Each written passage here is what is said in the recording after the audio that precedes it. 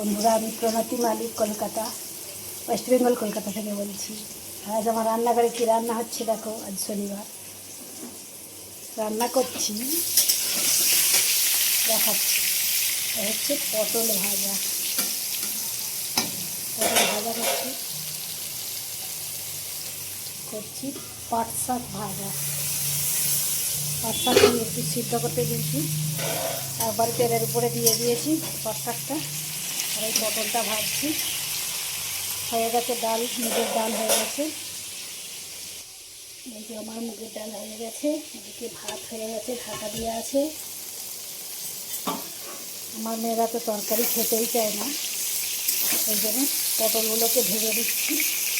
নিরামিষের ব্যাপার আছে, পটল ভাজা, শাক ভাজা, আর করবো ডাঁটা পোস্ত। সজনা ডাঁটা কাটা আছে, তাকে পোস্ত দিয়ে ঝাল করব। হয়ে গেছে মুগের ডাল আর ভাত।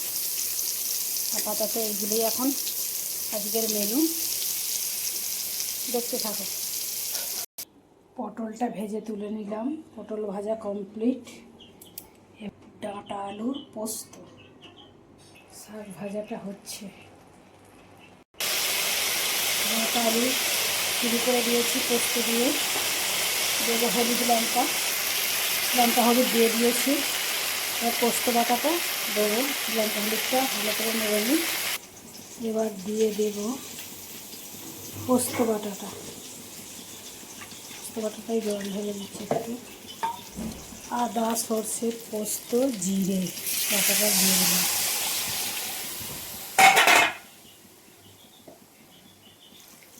জল দিয়ে দিই, একটু সেদ্ধ হবে।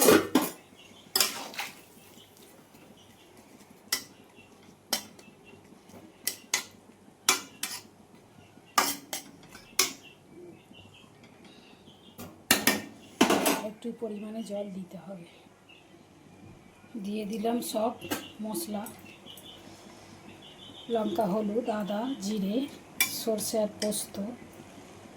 বাস নুন দিয়ে দিয়েছি আগে। দেখো ডাঁটা আলুর কালারটা কেমন সুন্দর হয়েছে। এটা এবার সেদ্ধ হবে, জলটাকে এতে শুকনো করবো, ঢাকা দিয়ে দিলাম। আর এদিকে আমার শাকটা ভাজা হয়ে এসেছে, এটাকে নামিয়ে নেব এবার। এই পর্যন্তই আজকে আমার রান্না। ডাল হয়েছে, ভাত হয়েছে, পটল ভাজা, শাক ভাজা আর ডাঁটা পোস্ত। সকলের নিমন্ত্রণ বন্ধুরা, সকলে চলে এসো।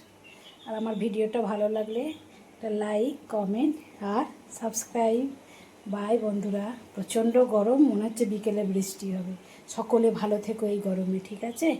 বাই।